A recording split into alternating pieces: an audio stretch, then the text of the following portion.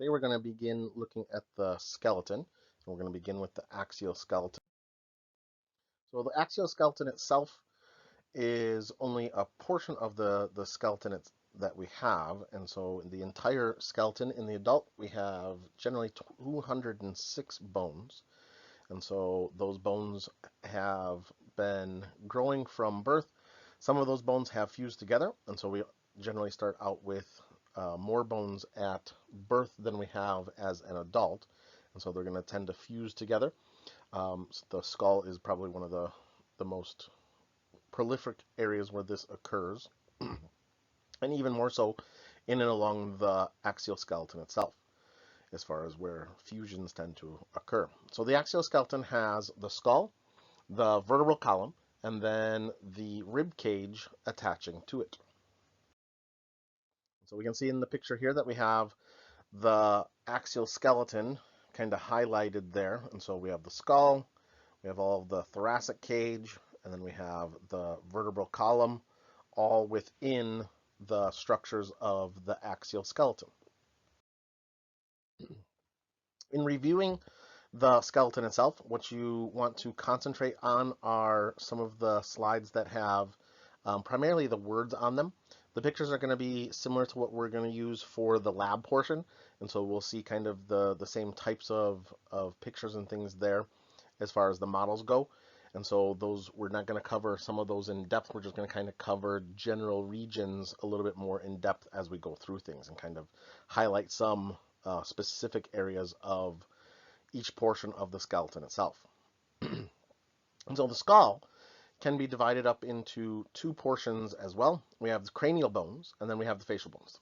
The cranial bones are those bones which basically protect the brain. So this creates what's called the cranial vault. The facial bones, in a sense, kind of attach onto the cranial bones. And so they're going to make a connection back to the cranial bones themselves.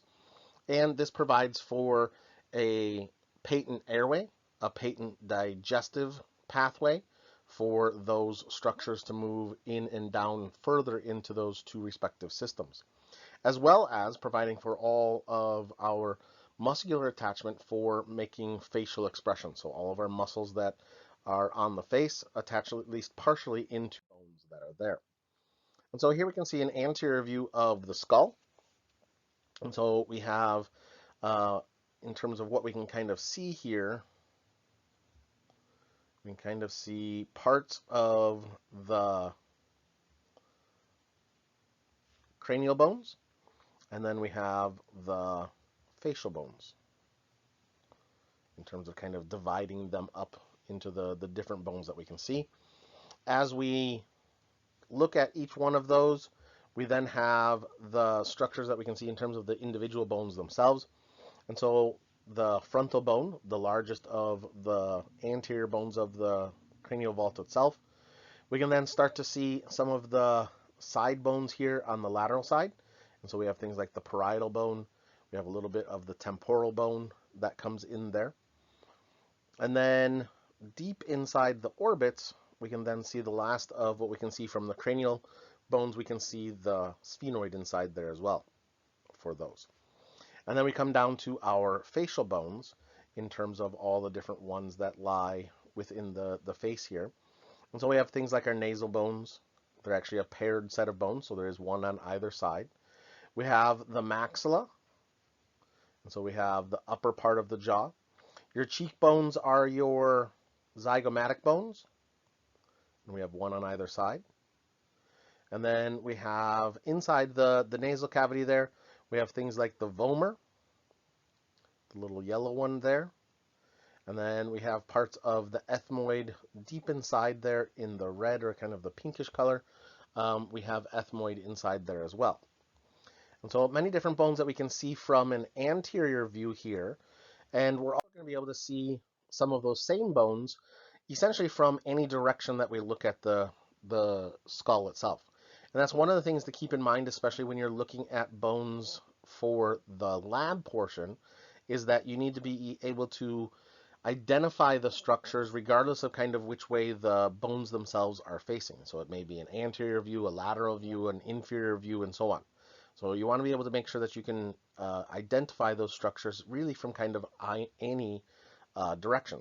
Because once again here in the yellowish color, we have our temporal bone. In the green here, we can still see the zygomatic bone. We then have the maxilla in terms of the bone there. We can now see one of the larger bones in the cranium as well. We have the occipital bone, the purple one there. And so that makes up the base of the skull. That's there. We see a little bit of the parietal bones again on there. We can now see a larger chunk of the sphenoid bone here, all of this purple inside here. And one of the things that we can notice here, and we'll look at again later, is that the vomer actually goes all the way from the anterior part of the nose all the way back to the back, deepest part of the nose as well. Different view, but we can see here as well, so a little bit different picture. Kind of highlights those individual bones themselves as well, along with some of the foramen that can be seen within the skull as well. And so you'll notice that the underside of the skull here, the inferior view, we have a large number of foramen. And so a foramen is just an opening into a bone. And so it's a hole that goes through the bone itself on those. And so we have things like the jugular foramen. We have the carotid canal, which actually runs as a canal and goes all the way up towards here, towards the foramen lacerum, and pops out to the inside. So that deeper hole there is the foramen lacerum itself. That's there. The largest hole in the skull is the foramen magnum. And so we can see that there underneath as well. Now, when we start to look at the foramen of the skull as well, one of the things to do, and this is one of the things to especially do when, like, you're in lab, is to actually identify the structures from this particular view or from the inside of the skull, and then flip it over so that you can see where they come out on the other side. So that you're kind of looking at it from both angles and still knowing exactly what you have there. So we just got done saying that the vomer, which we just saw underneath here as that little portion there, goes all the way anterior to the front of the nose as well. And so it is a big long bone that runs basically the length of the nasal cavity. And so it runs all the way to the anterior side and then to the posterior side as well. So as I had said, with an inferior view of the foramen of the skull, so on the outside there, we can also flip the skull over and we can see those same structures on the inside as well. And so we have things like our foramen magnum. And so we can see that one there once again. We can see jugular foramen on there. And then we can see on this picture, they make it easy to see. We have foramen rotundum, foramen lacerum, foramen ovale, and foramen spinosum. And so those foramen kind of go like this.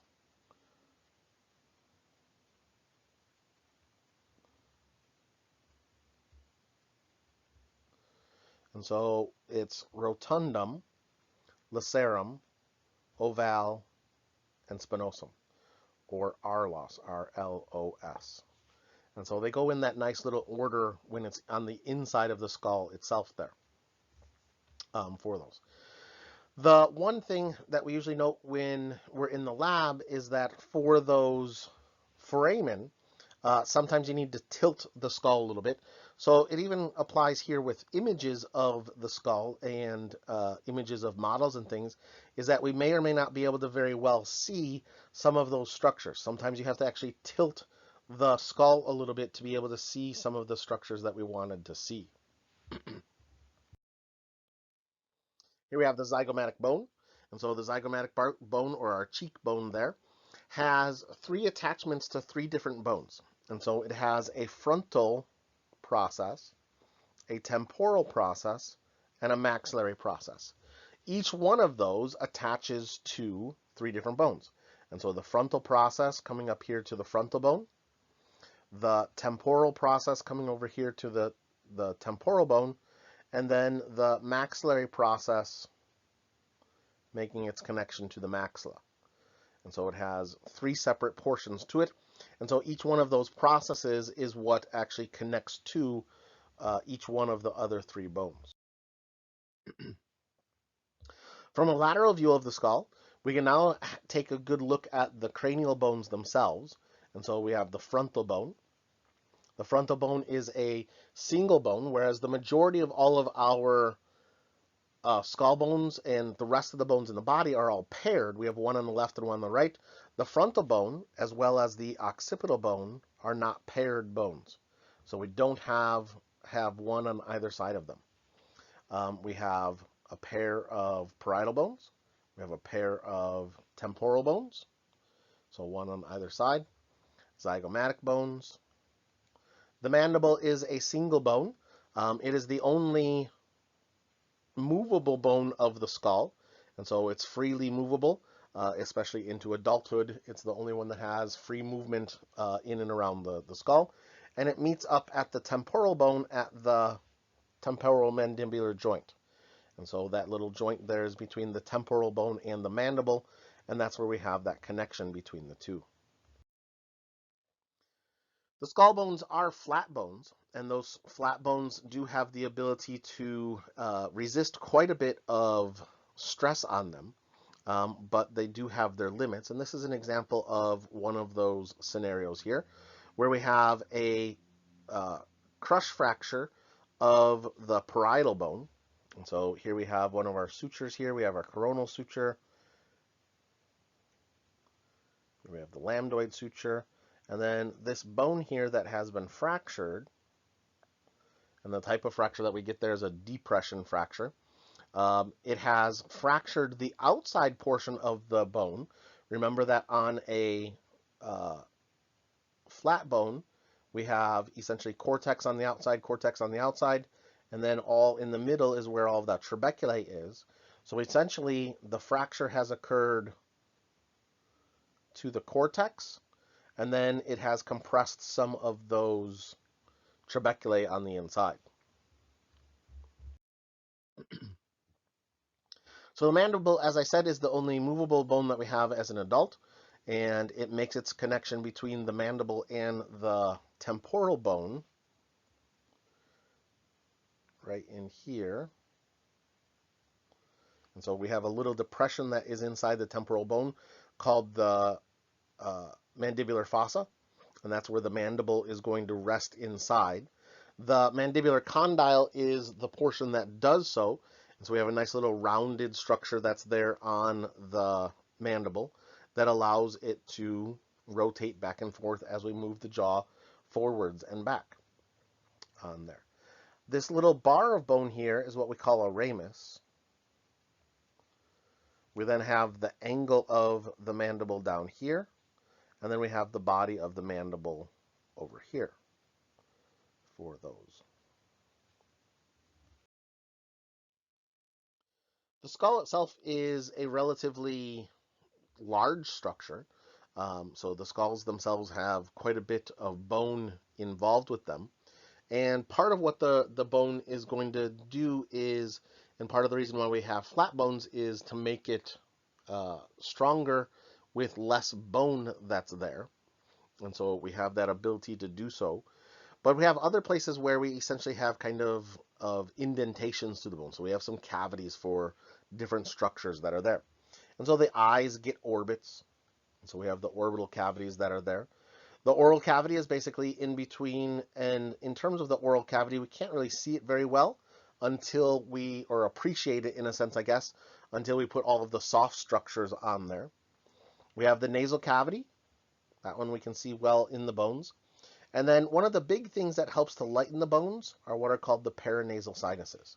And so in some of our bones that we have inside the skull, we have some open spaces inside. These open spaces are air-filled chambers that are lined with a mucous membrane, and they are continuous with the nasal cavity. And so they open up down into the nasal cavity itself. And so essentially any air that comes into the nasal cavity has the potential to get up into the sinuses as well, which means that also Bacteria, viruses, fungus, things like that can migrate up to those as well. In addition to lightening the skull, this is part of what we use in order to produce our voice. And so as the sound comes up through the larynx, bounces around into the back of the throat, it starts to vibrate your skull. And so if you were to just talk and kind of feel your skull itself, just put your hand on top of your skull, you'll notice that your hand starts to vibrate because your skull is vibrating. And part of that resonance chambers that in the sinuses is what helps in terms of producing the final product as far as sound goes. And so here we have a few different of the cavities that we can see. And so we have the cranial cavity, so this is where the brain is going to go. We have the orbits, these are where our eyes are going to go. We have in between the mandible and the maxilla, so we have our oral cavity here. And then we have our nasal cavities down in here. In and around those nasal cavities, we have the maxillary sinus. We have the ethmoid air cells that we can see on this particular view. And we'll have to go to another view to see the rest of the sinuses as well. But while we're here, one of the things that we can start to look at is our maxillary sinus.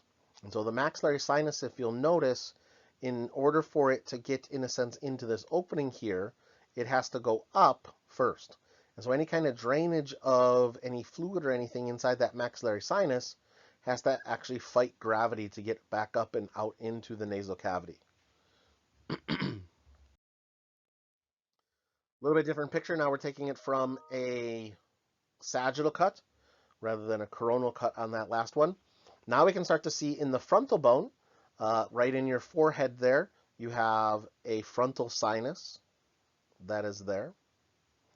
From there, inside of these green structures here, we have the ethmoid air cells. And so this time they're closed off on the inside. We have the sphenoid sinus. So the last picture was not back far enough in order for us to be able to see that sphenoid sinus that was there. And so now we can see that at this point as well. And this one gives us, and as well as the next slide, gives us a good idea of what it looks like kind of on the face itself. And once again, you can kind of see that those maxillary sinuses, in order for anything to get up and out back into the nasal cavity, it's got to fight against gravity. The frontal sinuses, the ethmoid sinuses, the sphenoid sinuses, all of them have gravity working with them to get any kind of drainage down into the nasal cavity. And then we can see it from the side view as well. If we were to look at the actual bones, we would be able to see in terms of real bones. We would potentially be able to see some of the structures of the ethmoid sinuses. Depending upon how the bone has been cut, we can see those air cells inside there as the outer portion of the bone has been removed. The ethmoid bone is an important bone because it is the top of the nasal cavity, but it has all of these little extensions that come down from it. And so part of this are our nasal concha. And so we have a superior nasal concha and a middle nasal concha that come down from the ethmoid bone. And almost more importantly is that we have structures that come up through the ethmoid bone up here towards the crista galli and are going onto the ethmoid plate. And these are our olfactory nerves. This is our nerves for smell. So when air kind of comes into the nose and it's swirling around inside here, kind of going around and going around inside, if it hits those hair cells that we have here, then they can send signals up to the brain to tell you that you smelled something. The cranial bones are held together by sutures. And so we have a joint in between each of the cranial bones. And because it is an immobile joint that we have there, they're also held together by connective tissue. And so we have a fibrous type of a joint. That connective tissue varies in terms of the amount that is there as well as the size of the suture, depending upon the time of life that we are in. As adults, basically, there's no space in between the sutures, and the sutures will actually completely fuse over time. And so, depending upon the person's age, we can get a good estimate as to the person's age just simply by looking at the sutures of the skull. So, if there's a skull available and somebody found a set of bones somewhere out in the woods or something like that, one of the ways that they can start to get an idea for potential age is by looking at things like the sutures of the skull, because they do tend to fuse at kind of specific times. But nice and wide open early on in life. And so here we have adult skull, and we can see the different sutures that we have there. And they kind of follow along the same lines as the planes of the body. So cutting across here, we have, giving us a front and back, we have a coronal plane. So we have a coronal suture. Running along, cutting into left and right halves, we have our sagittal suture. And so that creates that space that is there in between the two.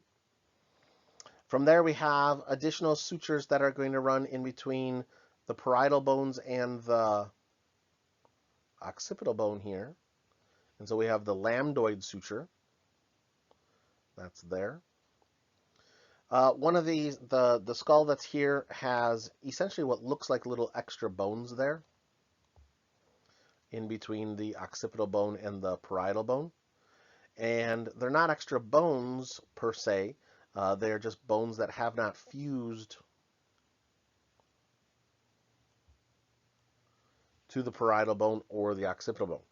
And so those are there and give the appearance of that. We have a few examples of those in the lab as well. When we're young, and more importantly, when we are not even born yet as a fetus, we have a large amount of space in between those sutures. And they're needed in order for delivery. And so birth itself, the birth canal is essentially smaller than that of the head of the baby. And so when the fetus is being born, those fontanelles need to be able to kind of overlap one another. And so we need to be able to allow them to kind of squeeze over one another during birth. And this is one of the ways that you can kind of always tell whether a baby was born vaginally or whether they were born C-section. Doesn't always give it, but sometimes you get newborns that have a cone shape to their head, and it quickly goes away over a very short time. But those bones do have a large amount of connective tissue. Almost looks like a shark or something here. Connecting in between the bones themselves. And that's going to allow those parietal bones and the frontal bones to move across one another and squeeze everything out through the birth canal itself. And so you can see here that even the frontal bone, there is a right and a left frontal bone in the fetal skull. And then from there, we get the soft spots, or the fontanelles. And so there's an anterior fontanelle, and then there's a posterior fontanelle. Most people always want to touch the anterior fontanelle in a newborn on those. Those will close up anywhere between typically 15 months and 24 months. They will usually be completely closed and giving all the protection that the brain needs from the cranial bones themselves. The orbit is a relatively kind of busy place. There are 7 bones that make up the orbit. Some of them are large in terms of the amount that they give to the orbit. Some of them are relatively small as far as the total amount that is given there to it itself. And so we'll kind of start at the top here. And so we have the frontal bone. Makes up kind of the roof of the orbit. On the lateral side, we have the zygomatic bone. On the inferior side, we have the maxilla on there. And then it's the The medial side where it gets really kind of busy as far as the total number of bones go. And so we have a relatively small lacrimal bone. We have, let me erase that.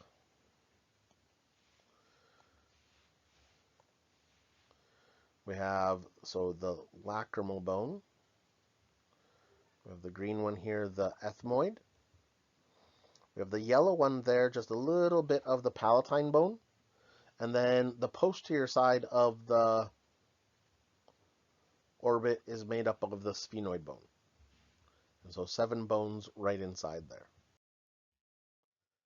The smallest bones that we have in the body are in the skull here as well. And these are what are referred to as the ossicles. And so the ossicles are the malleus, the incus, and the stapes. We have 3 different bones. Kind of commonly they go by the hammer, the anvil, and the stirrup because that's kind of what they look like. And so the malleus looks like a mallet or a hammer. The incus looks like an anvil. And the stapes looks like the stirrup like you would have on a horse. The next bone that we have is an important bone as well. This is the hyoid bone.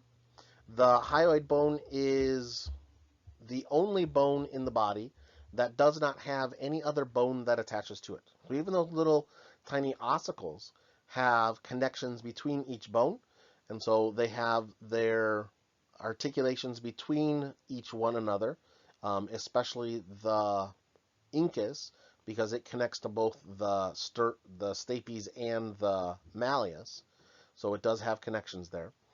But although we don't have any bone articulation here with the hyoid bone, it does have a large amount of muscles that attach into it. And so you can see it here inside the neck. As far as the bone goes, it's just kind of floating there within the neck itself.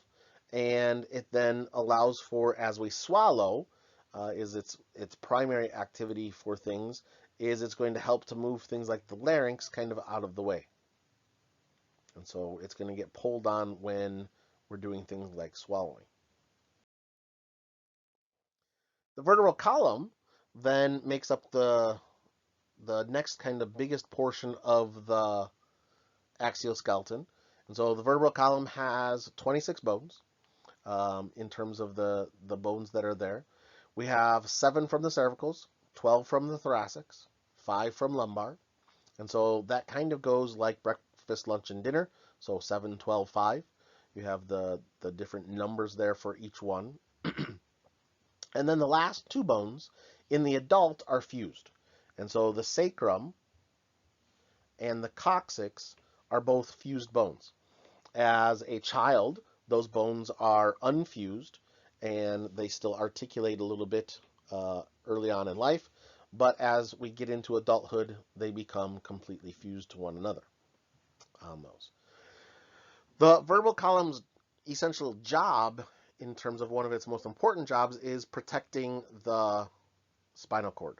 And so the spinal cord runs along the length of the vertebral column, along the inside of it. And so it provides for all kinds of protection and support for that spinal cord itself. In addition, it also does things like holds your head. And so the head itself is in the neighborhood of 9 pounds or so. And so it's quite a bit that the skull has to be able to sitting on top of the vertebrae. So it has to be able to withstand all of that force that's being pushed down on it. In addition, the vertebral column is also then there for attachment for all kinds of muscles so that we can move the torso. So here we see the vertebral column itself. We have our cervical region, our thoracic region, lumbar, sacral, and then coccygeal, or the coccyx there. And so 7 of the cervicals, 12 of the thoracics, 5 of the lumbars. In the adult, 1 single sacrum, and typically 1 single coccyx, but those used to be either 5 or 4 bones before they fused. When we look at the vertebral column itself, we have some kind of typical structures that we find within the vertebrae. The most typical of all those structures are what we find on the lumbar vertebrae. And so the lumbar vertebrae have kind of all of the general typical types of things that we can find. And so we have a spinous process, we have transverse processes, we have the body, sometimes called the centrum, we have the vertebral foramen, and then we have articular processes, a superior one, and then an inferior one. The superior of the one that we have below, and the inferior from above articulate with one another. From there we have the cervical vertebrae, and so the cervical vertebrae stack up and become the first vertebrae. Our C1 is referred to as the atlas. So this bone here is the atlas. It sits right on top of the axis, and these two are going to provide for pivoting. So we talked about back in the joints and articulations, we talked about a pivot joint, and we have that pivot here in between the dens of our the axis and that of there's a little facet here, a little articulation point there on the atlas as well. That's there. And then that's held in place by the transverse ligament here. The odd thing in a sense here is that the dens essentially takes the place of the body of the atlas. And so the atlas, when we look at it, it does not have a body. All the other vertebrae do. And so it's different from the others, and so it's one of our non-traditional kinds of vertebrae themselves. In the cervical vertebrae, one of the other hallmarks that tells us that it's cervical is that they have transverse foramen. And so in the transverse processes, they have an extra hole. So if we were to look down on, say, down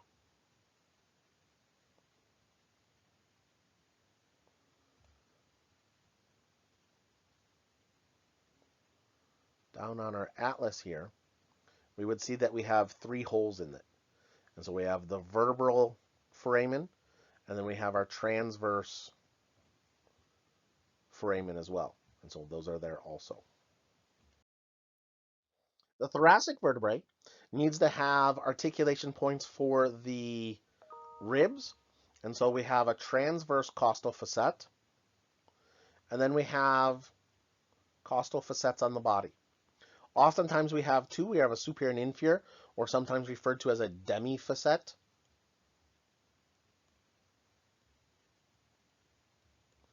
That's there. And so there's an inferior and a superior demifacet. Sometimes you'll see those written as that in different references as well for those. But everything else is the same. It's got a transverse process, a spinous process, a body, a vertebral foramen, we didn't talk about the pedicle right in there. And then we have lamina over here as well. Those are all the same structures here on the thoracic that we have in the cervical, we have in the lumbar as well. And so the lumbar vertebrae are kind of the oddball in a sense because it doesn't have anything special. It's got all the general structures that are found on all the other levels, and it doesn't have anything special about it. You can oftentimes tell that it is lumbar because of its size. It tends to be larger than all the rest. But other than that, it doesn't have any special features. The sacrum, again, has the fused bones. And so we have S1 to S2 to S3 to S4, S5. We have all 5 of our bones there that are fused together. We can see some of the remnants of the bones as they were before. And so these transverse lines that are here are remnants of the intervertebral discs that were once in between the vertebrae. We have the median sacral crest here, which is the remnant of the spinous processes that used to be there. We have the sacral ala, the wings, sticking out the sides as well there. Lastly, we have the thoracic cage for our structures of the axial skeleton. And the thoracic cage is essentially made up of the vertebrae, the ribs, and then the sternum. And so that makes our total kind of structure that is there. And it's there to protect the heart and the lungs. We also have things like getting the air down to the lungs. So we have the trachea, and we have the esophagus for getting air, food down into the stomach. In addition, we then have all of the big blood vessels, our superior and inferior vena cava. We have our aorta. All of that is found there as well. The sternum is divided up into a manubrium, a body, and a xiphoid process. And those structures lie the manubrium at the top, the body, and then the xiphoid process at the bottom here. We can see all of the costal cartilage. So we have cartilage going in between the sternum and the ribs. Ribs 1 through 7 here, so ribs 1 through 7 all have their own individual attachment up to the sternum. And so those are what we call true ribs. Next up we have ribs 8 through 10, and they all share cartilage with rib number 7. And so those are our false ribs. The last two ribs, rib number 11 here and rib number 12, have no attachment back to the sternum. So these are referred to as floating ribs.